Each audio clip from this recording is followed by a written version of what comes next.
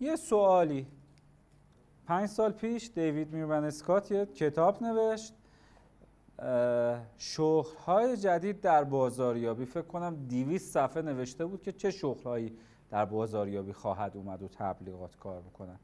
حالا شما الان چه شغل‌هایی رو در آینده تبلیغات دیجیتال پررنگ‌تر می‌بینید؟ کدوم مسیرها رو تقاضای بیشتری در آینده براش می‌بینید؟ با توجه به اینکه هوش مصنوعی هم اومده خیلی از کارهای ما رو داره انجام میده، بیشترش هم انجام میده و این چیزایی که واقعا داره تو اجتماع، توی شرکت‌ها، توی آموزش اتفاق میفته، شما کدوم شغل رو تو 5 سال آینده تو تبلیغات دیجیتال پررنگ‌تر می‌بینید؟ من فکر کنم قطعا سوال جواب کامل‌تر آقای دهبان میتونن بدن، حوزه تخصصی تر تو این حوزه کار کردن من قبل از این یه چیز بگم، خب یه نکته بگم. من سال 94 اولین دورهامون داشتیم برگزار می‌کردیم. آموزش‌های دیجیتال مارکتینگ به صورت سری پیش می‌رفتن. یعنی چی؟ یعنی کسی که می‌خواست دیجیتال مارکتر بشود باید اصول رو که بلد بود، باید محتوا رو میدونست، باید سوشال رو میدونست، استراتژی میدونست، کمپین رو میدونست، تا بتونیم بگیم که آقا این آدم میتونه یک قدم پیش ببره. ولی هرچی رفتیم جلوتر اینا سولو شدن. یعنی طرف الان فقط اینستاگرام داره، از اینستاگرام داره پول در میاره، اصلا نه استراتژی بلده، نه کمپین میدونه چیه، نه محتوای حالا غیر سوشالیش که باید بدونه دیگه، داره پول در میاره. یکی دیگه فقط تو حوزه مثلا شما کانتنت داره کار میکنه، از کانتنت داره جداگونه داره پول در میاره. خب یعنی توی این قضیه من میگم قبلا علوم دیجیتال مارکتینگ المان هایی که داره، زیر مجموعه هایی که داره، حالا اگه بخوام بگیم 10 تا 11 تا حوزه مختلفی که مثلا توش وجود داره، باید حتما شما یه سطح ابتدایی رو ازش میدونستی که بشی جنرالیست دیجیتال مارکتینگ، خب، و بتونی یه جایی فعالیت انجام بدی.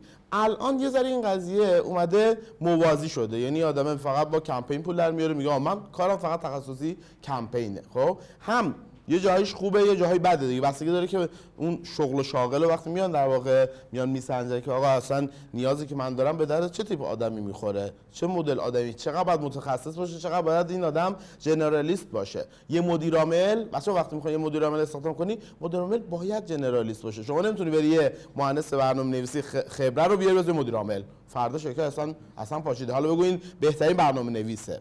صحبتی که فکر می‌کنم توی این جلسه هم در موردش صحبت شده بود همین مسئله است دیگه. من بدونم این آدمه کجا قراره که یک باری رو برداره و خودش هم با اون کاره بتونه ارتباط خوب برقرار بکنه و نقش مؤثر رو به سزایی هم بتونه توی پیشبرد سازمان داشته باشه.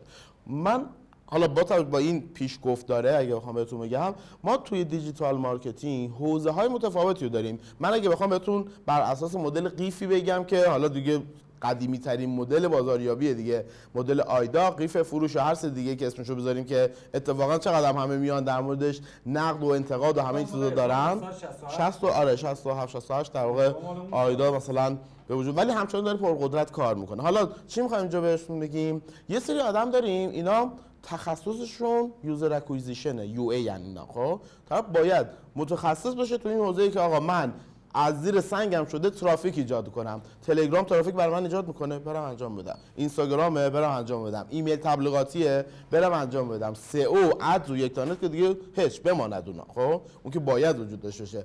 اگه کاتالوگ، من میتونم برام یه کاتالوگ مثلا چاپ بکنم که این کاتالوگ انقدر ارزش واسه آدمی ایجاد کنه، بیاد اسکنش بکنه، کیو آر کدش رو ترافیک بیاره، برام انجامش بدم. پس این آدم تخصصش میشه چی؟ تخصص اکویزیشن، میاد ترافیک برای من جنریت میکنه. یه آدم دیگه تخصصش چیه؟ ECRMه. اصلا ECRM بعد از اینکه مخاطب اومد تو سایت، حالا من میخوام پیام درست در زمان درست به مخاطب درستم بدم. اون نمودار ونی که در واقع میاد این ستاره میذاره کنارم دیگه، میگه حاصل مشترک، این فصل مشترک اینا میتونه برای من یه جذابیتی رو ایجاد بکنه که تاثیرگذاری و کانورژن منو ببره بالاتر. خب عملاً بحث ECRM اینجا مطرح میشه. حالا توی قیف میگیم میدل دیگه، اون تاپ آف فانل بود بحث یوزر اکوزیشن. بعد که مخاطب اومد، حالا من با این مخاطبه بر اساس جرنی که داریم، کاستومر جرنی که در واقع داریم، باید مثلا یک ماه با این آدمه شروع کنم به صحبت کردن، رد و بدل کردن اطلاعات، دیتاها، باید ازش اطلاعات بگیرم، آزمون بگیرم ازش، کویزی بگیرم، بهش اطلاعات بدم، کتابچه‌ای بدم، فیلمی بدم، کاری بکنم که این تعامل مثلا 1 ماه به وجود بیاد تا بخواد به مشتری تبدیل بشه. بعد از این قضیه میریم سراغ ریتنشن. خب یعنی میگن خب اینا تو 5 سال آینده قاعدتا هر کسب و کاری نیاز داره دیگه، طرف باید متخصص ورودی گرفتن باشه. حالا مثلا بحث پرفورمنس کجا میاد دوباره میان رشته اینا. ببین امروزه تو دنیا بحث پیور ساینس ها دارن کم رنگ تر میشن، کاربردشون رو دارن از دست میدن. خب هوش مصنوعی خیلی خیلی بهتر از من میتواند بره تشخیص بده توی حوزه ساینس، خب پیور ساینس بره کار بکنه، ولی بین رشته ای الان خیلی مد شده. اوکی تو مارکتینگ رو بلدی، بیا دیجیتال رو ترکیب کن بهش، ببین از ترکیب این دوتا چی به دست میاد. تو هوش مصنوعی بلدی، مالی هم بلدی، بیا این دوتا رو ترکیب کن ببین چی به دست میاد. خب این ترکیبا در واقع میتونه خیلی برای آدما تاثیرگذار باشه. میگه اوکی تو از هوش مصنوعی داری استفاده میکنی، خب اوکی هوش مصنوعی خودش قرار نیستش حالا بیاد جایگزین ما بشه، چون در جایی داره کار میکنه که من بهش دستور میدم. تقریبا از شبیه همون زمانی که نرم افزاره حسابداری اومد همه زدم تو سرش میگه وای ما حسابدار بیکار شدیم. نه، اون آدمایی که نمیخوان با این نرم افزار کار بکنن بیکار میشن، وگرنه کسی که بلده یاد بگیره این نرم افزار حسابداری رو قاعدتا میتونه یه فیدبک خیلی خوبی هم ازش به دست بیاره، کارش هم سریعتر انجام بده.